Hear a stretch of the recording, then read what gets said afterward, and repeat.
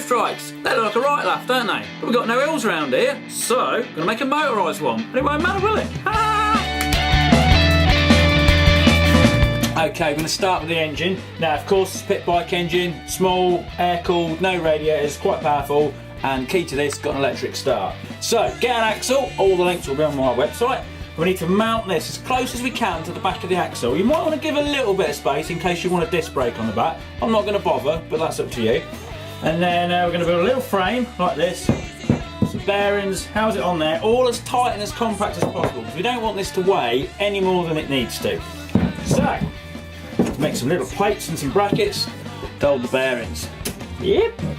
Yep. So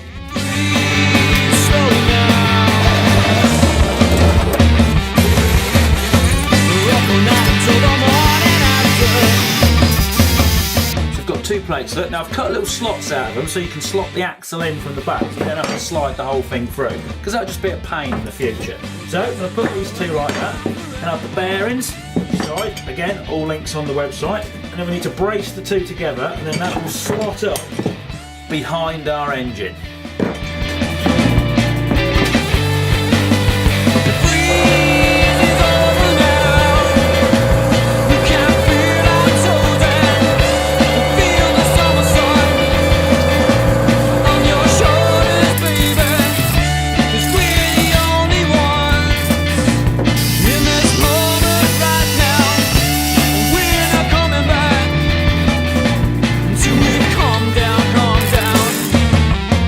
That's that bit of chassis done. I've welded this bit out the middle here, that's what the engine's going to mount to, but before we mount the engine we need to mount the axle.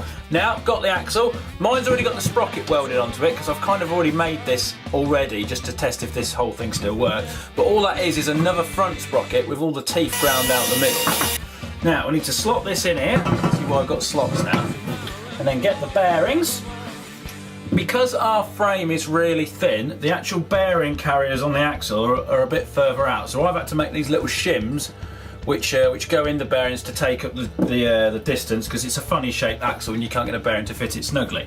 If you haven't got access to a lathe, then you'll just have to make this part of the frame a little bit wider, but it won't look as good. So we slide these over, get it all centralised, and then we'll get the engine on. Okay, so the engine's sat in position, and we get the chain, wrap it round, get a rough idea of how long it needs to be, and then chop the required amount of links out.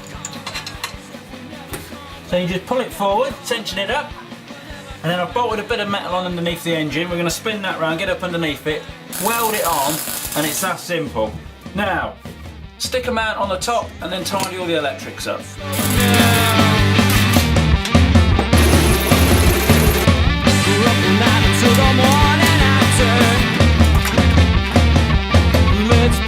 That's all the electrics put on. Now the battery is actually off a remote control car, and it's enough to start these things. So that's good, nice and lightweight, nice and compact.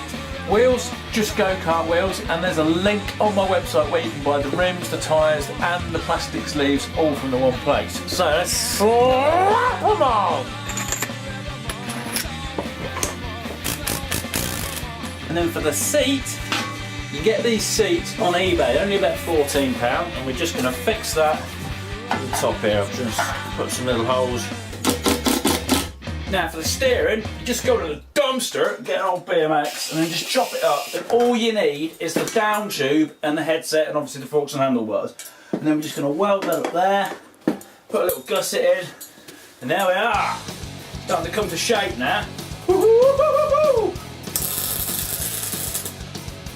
Now the carb just sits on the top of the engine and faces forwards instead of backwards, and the little piece that comes with it will have it kind of offset, and if possible, like I've done, I've cut it and kind of readjusted it.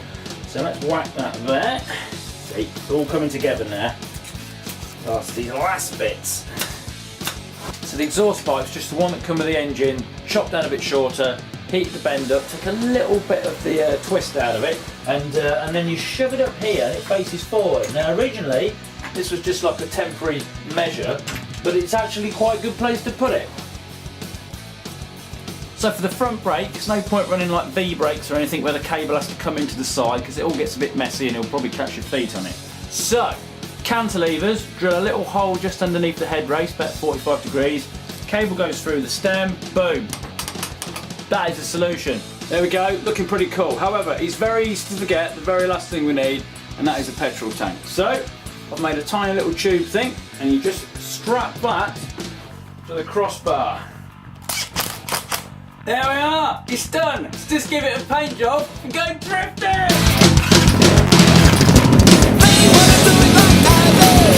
Yes, we're ready to rock. So, click up here to see it in action, and also I've put the very same engine in a mobility scooter. You can see how I did that up here, and I've put a 600cc sports bike engine in a tuk-tuk.